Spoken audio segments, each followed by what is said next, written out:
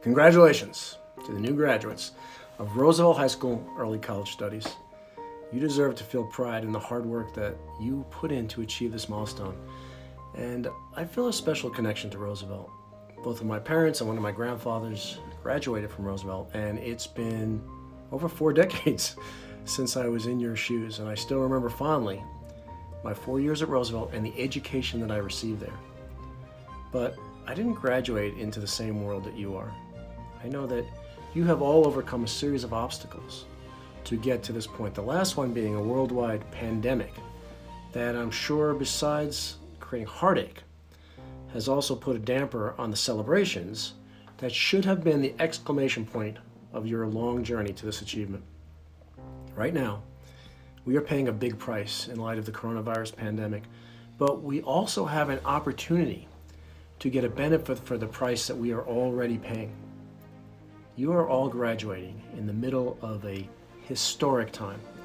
You are graduating in the midst of what can be the great transition, where humanity is afforded an incredible opportunity to emerge from the various crises that we are facing stronger and more unified than ever. But right now, humanity is facing a single crisis that threatens the very survival of life on our planet, a crisis that humans are being challenged to overcome, a crisis that requires a giant leap in humanity's evolutionary process, a life or death crisis that humanity can only solve by embracing the true nature of our interdependence with every living thing on the planet and the planet itself. The crisis is we must evolve, see, understand, and act on the fact that we are part of one human family.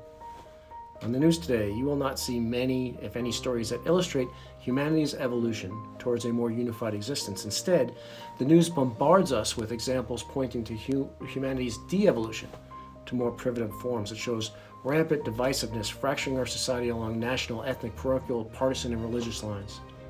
But the news doesn't reflect the complete reality of this story. There is a blossoming, awakening unity that can help us overcome the divisive darkness. My challenge to you today as you graduate is to be a part of this unity. As you step out into this next chapter, whatever the next chapter entails, you will undoubtedly find yourself searching for your purpose in life. And I've come to believe that the purpose of life is to seek in every moment the connective tissue that binds us all together. The purpose of life is to seek out what's important, and that is to be a functioning and contributing cell in the overarching societal body. The purpose of life is to realize that you are vastly more than what you perceive as yourself, and we truly are all in this together.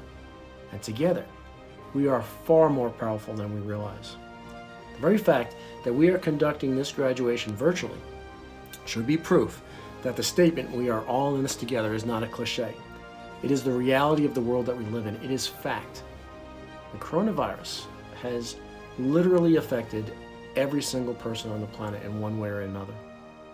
The truth of our unity was made very clear to me during my time in space, in a way that I don't think I'll ever be able to fully explain. Being physically detached from the Earth made me feel deeply interconnected with everyone on it. And my definition of the word home rapidly expanded to include the entire planet. My charge to you as you graduate and head out into the world, a world that for the most part doesn't understand the true nature of our unity. My charge is for you to be a unifying force, to be a part of the immune response to heal our communities, our world, our nation. And this will not be easy.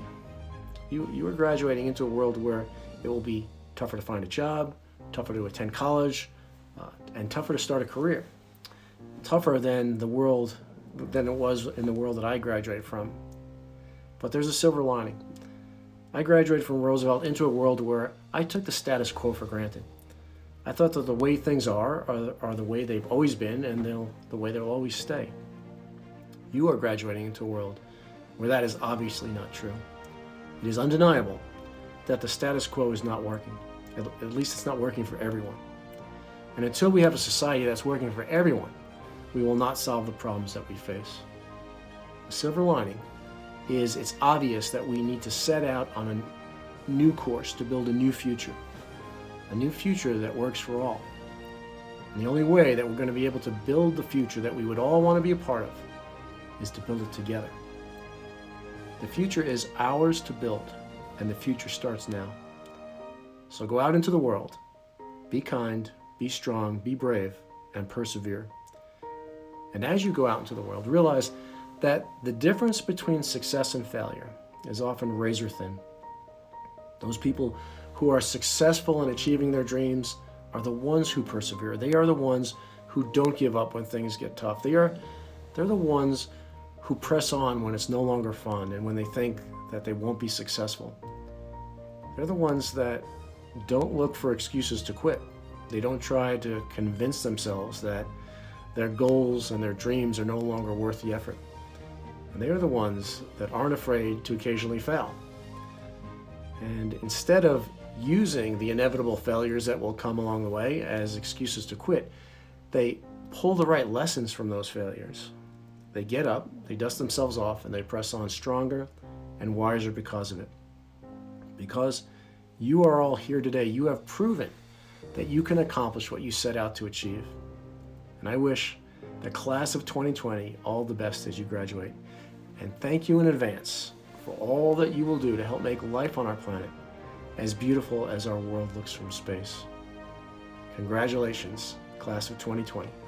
The future starts now.